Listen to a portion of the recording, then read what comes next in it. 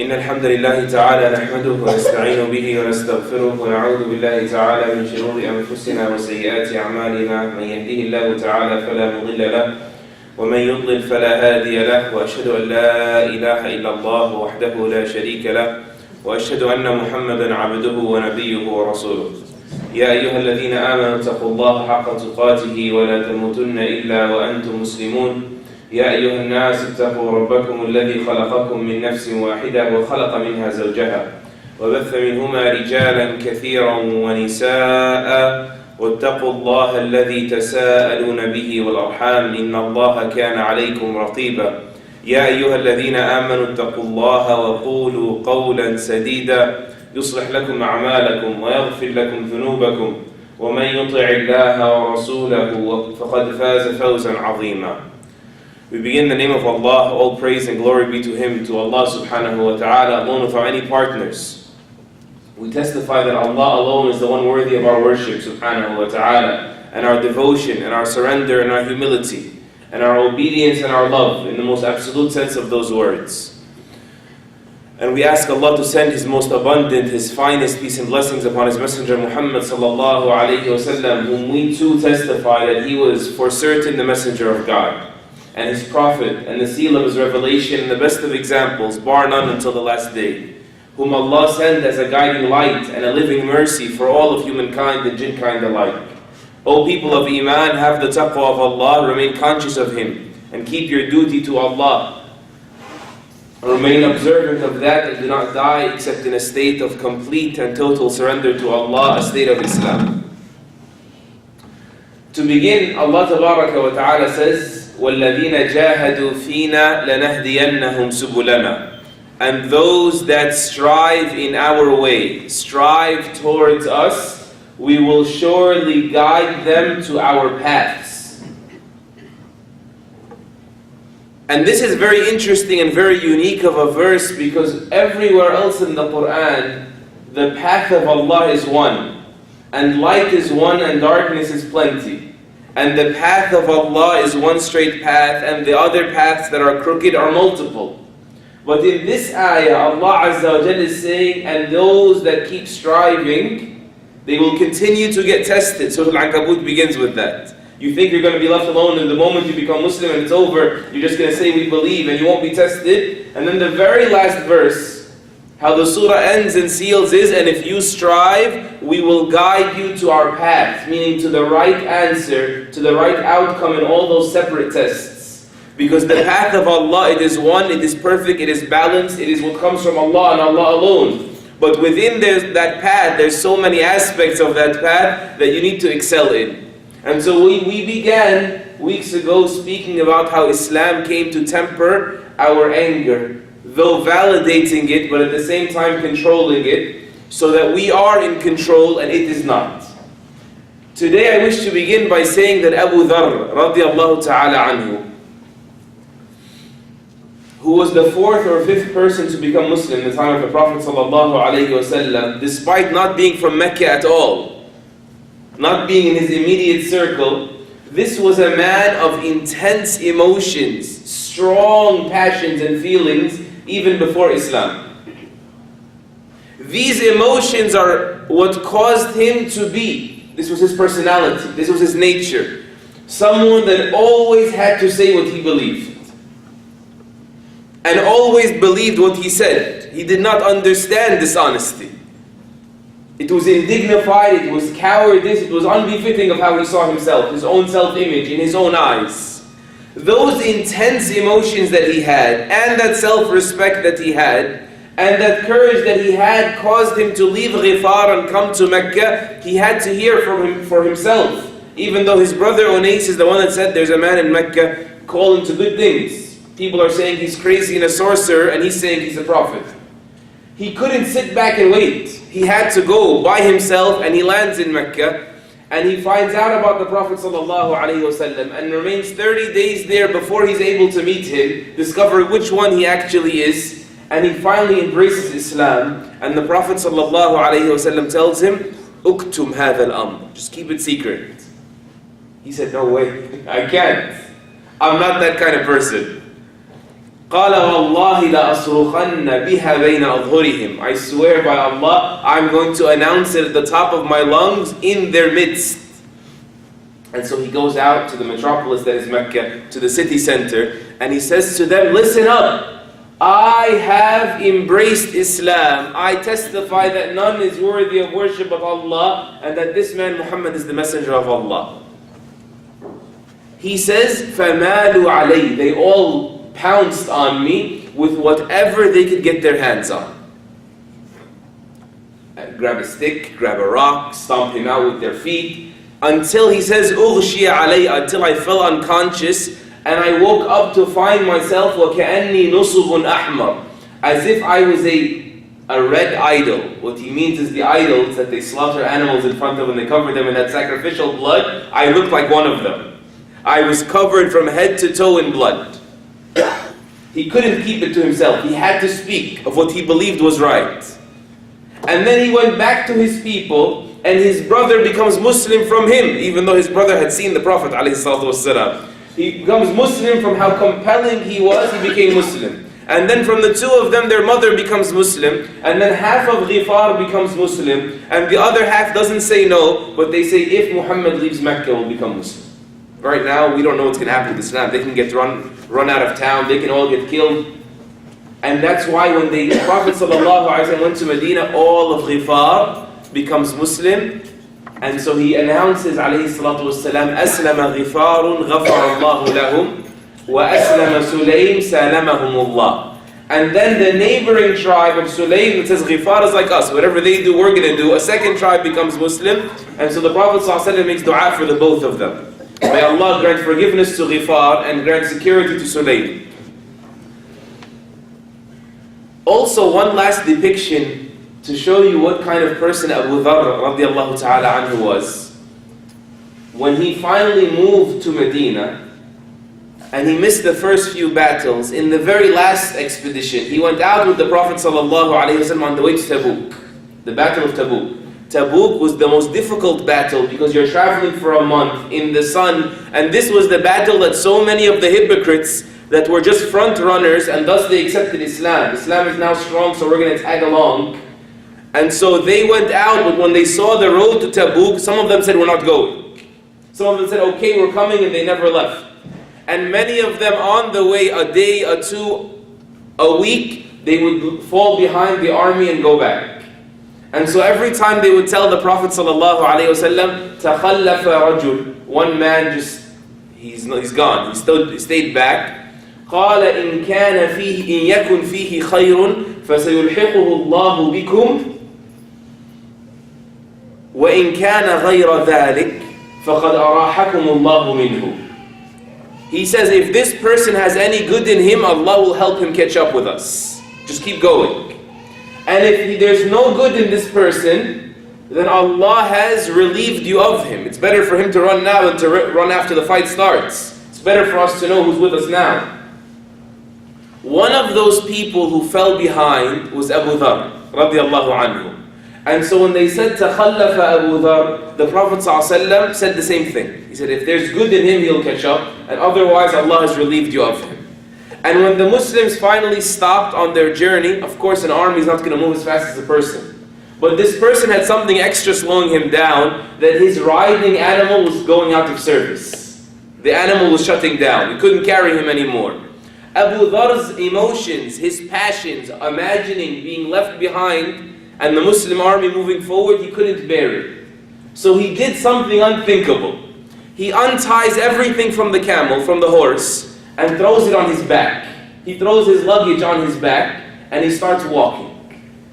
And so because the Muslims have slowed down one night, he was able to catch up, and they see from afar the silhouette, the shape of a man coming. And so they say, someone's coming, barefoot, chasing after us. And so they heard the Prophet ﷺ say, Kun Abu Dharr, Kun Abu Dharr, please be Abu Dharr. Please be, I know Abu Dharr is not a hypocrite. Be Abu Dharr. He wished that it was Abu Dharr, this man. He was eager for them to see how truthful he was. And they said, Wallahi, innahu Abu, this is Abu Dharr. And so the Prophet ﷺ said, رحم الله أبا ذر يمشي وحده ويموت وحده ويبعث وحده. May Allah place His mercy upon Abu Dharr. He walks all by himself, and he will die all by himself, and he will be resurrected all by himself. Distinguished. Walking all by himself is clear. Being resurrected all by yourself is distinguishment. That's clear. He will die all by himself was not fully clear why that would happen. You're maybe wondering now, what does all this have to do with anger?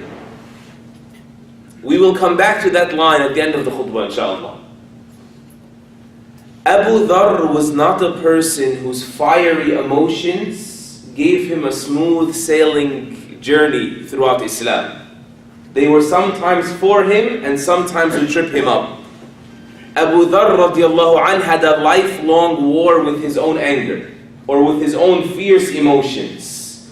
He would win some of those battles in the war, and sometimes he would get the better hand on him. It would have the upper hand. And this is for us to know that when we exert our effort for the sake of Allah, you will come out on top in the end. But that doesn't mean you have to win every battle in this war.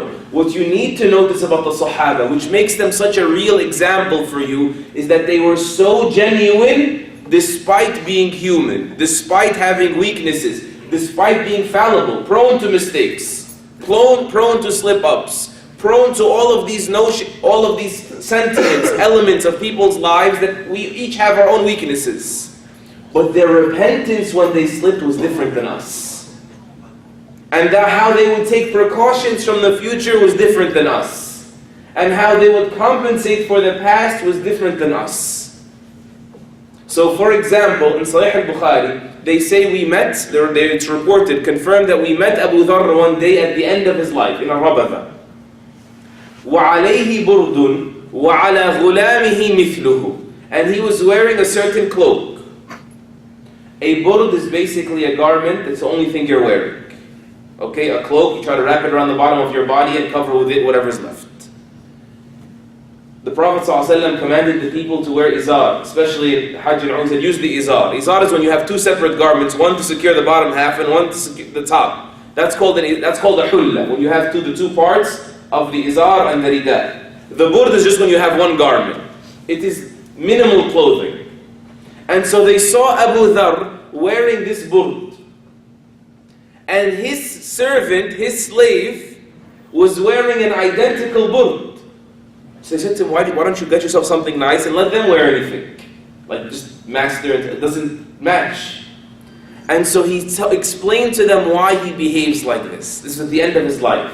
He said, سَابَبْتُ رَجُلًا فَعَيَّرْتُهُ بِأُمِّهِ. One day, long time ago, I got into a back and forth verbal altercation with someone, cursing back and forth, and so I insulted him using his mother. In some narrations outside of Sahih al-Bukhari, this was Bilal, and he said to him, Yabna Sawda, O son of a black woman. He made a racial slur at him.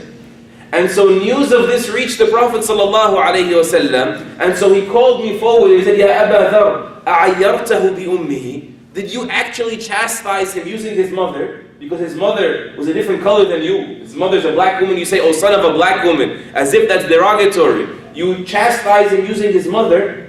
He said, I did. Lying is not for Abu Dharr radiallahu anh. He said, I did. قَالَ إِنَّكَ امْرُؤٌ فِيكَ جَاهِلِيَّةٌ. You are a person in whom is jahiliyyah. Are remnants of jahiliyyah, that period before Islam when people were knee-deep, or should we say neck-deep in ignorance.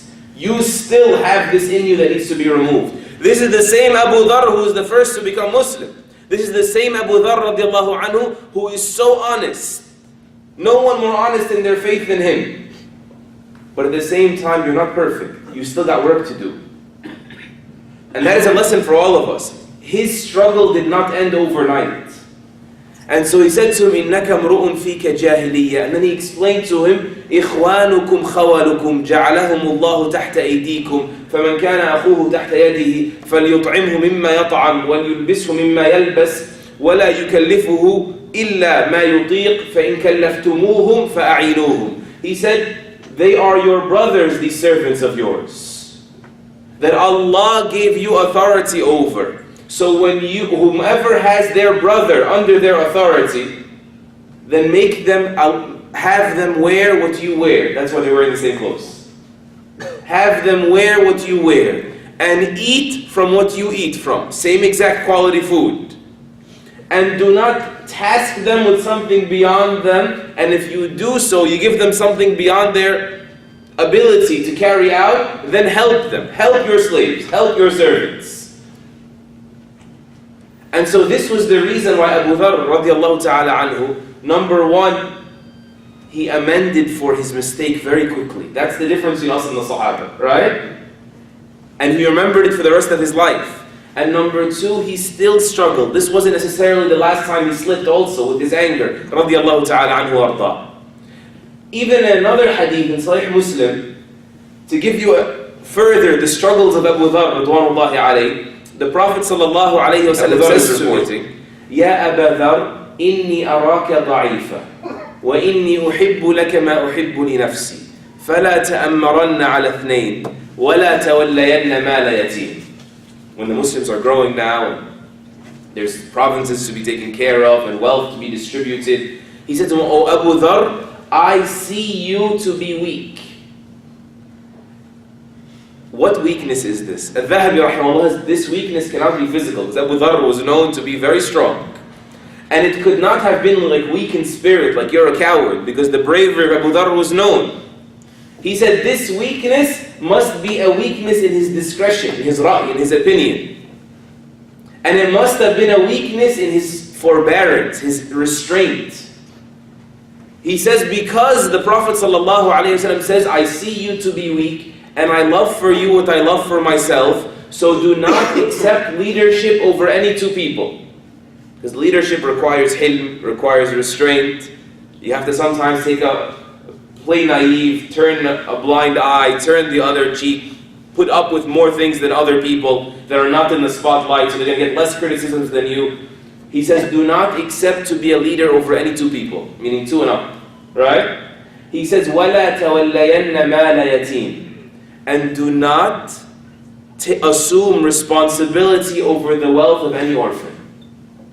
That was why Dhahabi said weakness in discretion. He said because Abu Dharr radiallahu anh had so much passion for even the weak, for the poor, for the hungry, that he would spend the money of the orphan to take care of somebody else at the expense of the person right in front of you that you need to take care of. Your emotions will get the best of you, even with good intentions. And so again, these emotions were something that Abu Dharr radiallahu anhu was faced by throughout his life, and he struggled with throughout his life, radwanullahi alayhi. And as for him finally overcoming it, Allah helping him get over that hump, when the test was the biggest test of his life, he still passed it in the end. After bi'idhnillah, the break I share it with you. Bi'idhnillah ta'ala, wa sallallahu wa sallam wa baraka ala nabiyyina Muhammad.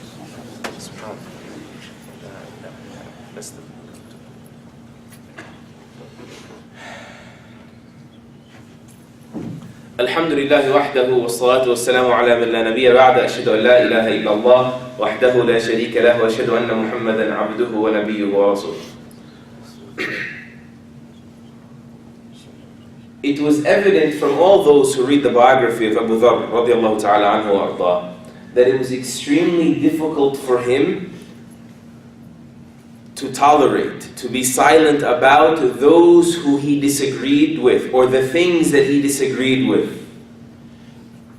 What he perceived as wrong, he could not keep silent about it. We've said this.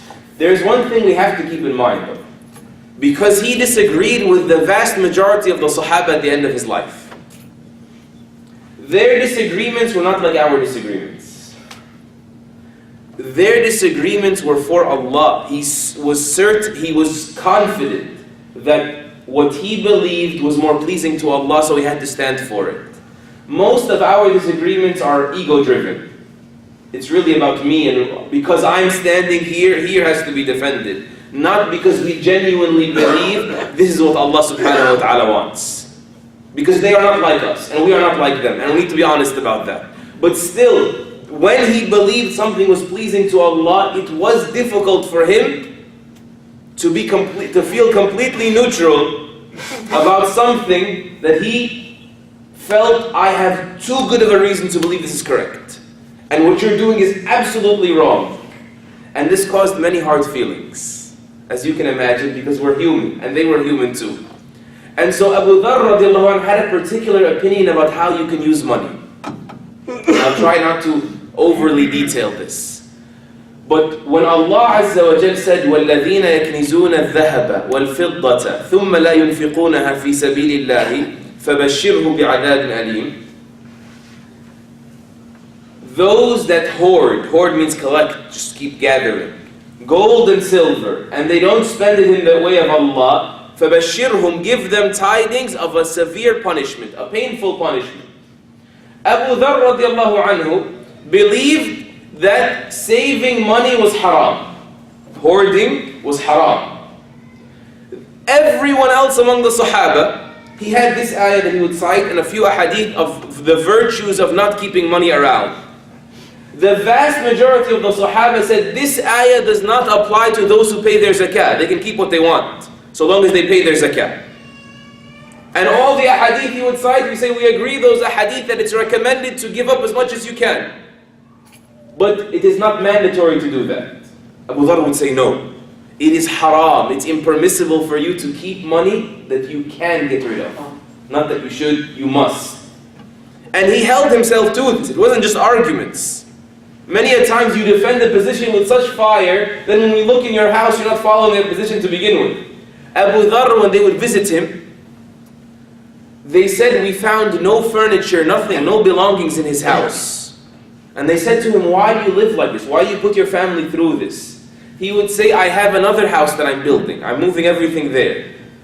They said to him, وَلَكِنْ لَا بُدَّ لَكَ مِنْ مَتَاعٍ, like you have to have some stuff here while you're here. قَالَ كَانَ يَقُولُ صَاحِبُ الدَّارِ لَنْ يَدَعَنَا فِيهِ. The owner of the house will not leave us here for long. There's no point. He means Allah is building me a house in Jannah. And there's no point in investing here because Allah's not going to leave me here. No matter how hard I try, He's not going to leave me here. So this was his opinion, and this was his lifestyle, this was his practice. And so when the Muslims began to prosper, and prosperity has, no doubt, it will affect some, right? When the Muslims spread and they moved into Baytul Maqdis and Ash-Sham and all of the riches overnight in the time of Uthman radiallahu anhu coming to the Ummah, and he sees everybody changing, he couldn't handle it. He became furious to the point that he would stand up in the masjid and tell people. He would cause discussion, public discussion in the masjid that all you're doing is wrong. You have no right to do this. And so Muawiyah radiallahu anhu is the Amir of Ash-Sham. He didn't know what to do. Like, this is Abu Dharr. I can't silence Abu Dharr. At the same time, he's causing people to believe that they have a right to say that I'm a corrupt leader. And so he sent to the Grand Khalifa, he sent it to Uthman. And Uthman radiallahu anhu brings Abu Dharr radiallahu ta'ala anhu to Medina. And as soon as he comes to Medina, all the Muslims come to him. And they ask him, because people love scandals and people love controversies. Plus Abu Dharr was a mufti. In the time of Abu Bakr, he was the mufti. He would answer anyone and everyone's question that he could. People would come to him as an authority. And so at the end of the day, Abu Dharr realized what was happening because of his position. The people that were calling Muawiyah and Uthman a traitor, that they were hiring their relatives and they were in it for the money, they were finding in the words of Abu Dharr statements they could misuse to destroy the Ummah. And so he believed this was so wrong, and he had to change his condition of the Ummah, but realized that this is going to harm more than it's going to benefit. I can't keep saying this.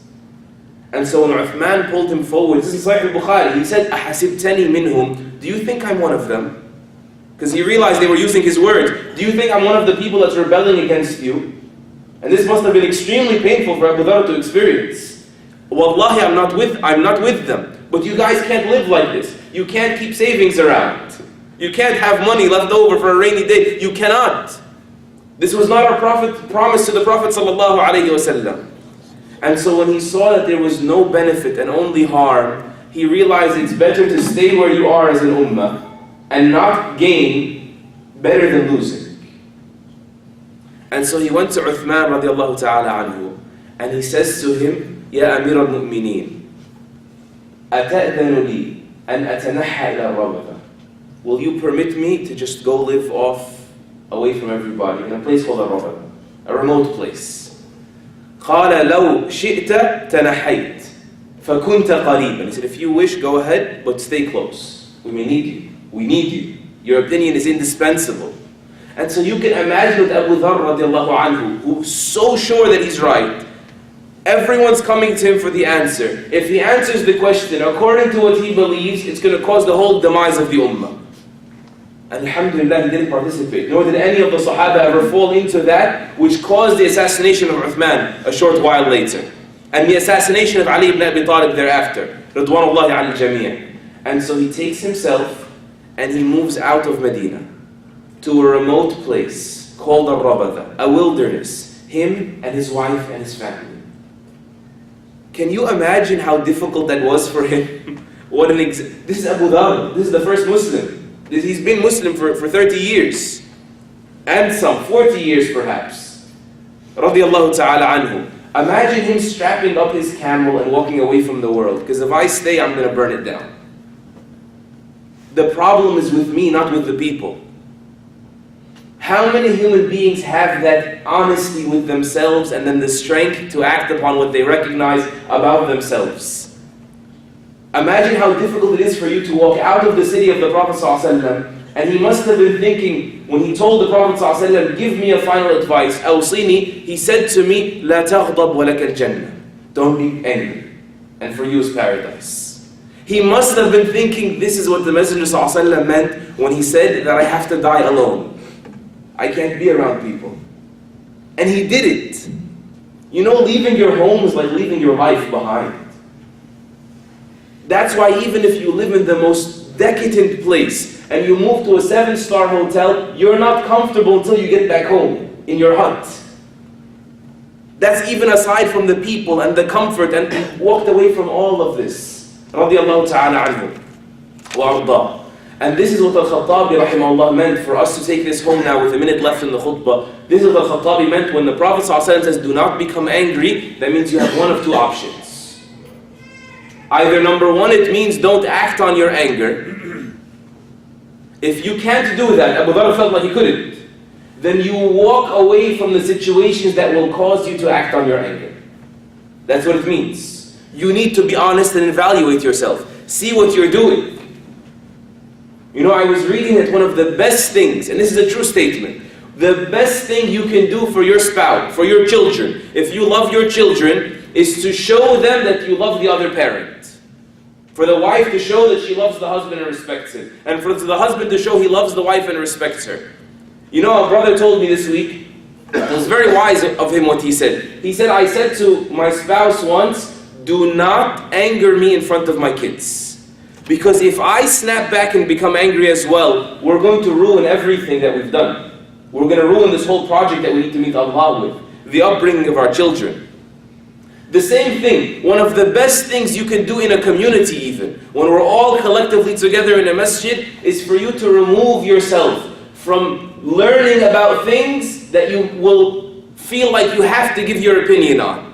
Because what if you don't have the whole story? What if your emotions are intense like Abu Dharr? What if your opinion is wrong and they act on it? What if your opinion is right and they refuse to agree with you? So you just back away a little bit. Human beings need breathing room. You need to give yourself that breathing room. This is of the most important lessons for someone to be able to overcome their anger, is to think of Abu Dharr, Ridwanullahi alayhi. وَالَّذِينَ جَاهَدُوا فِينَا لَنَهْدِيَنَّهُمْ سُبُلَنَا. Those who struggle in our way, we will surely guide them to our paths. May Allah Azza wa Jalla be pleased with Abu Dharr and continue to give us from the lives of the companions role models to learn from. May Allah subhanahu wa ta'ala teach us that which will benefit us, and benefit us with that which He has taught us, and give us life so long as life is good for us, and to put us to death whenever He knows that death is better for us. اللهم اغفر لنا وارحمنا، اللهم اغفر لنا وارحمنا، اللهم اغفر لنا وارحمنا، اغفر لنا ذنوبنا وإسرافنا في أمرنا، وثبت أقدامنا وانصرنا على القوم الكافرين. اللهم أحينا ما علمت الحياة خيرا لنا، وتوفنا إذا علمت الوفاة خيرا لنا.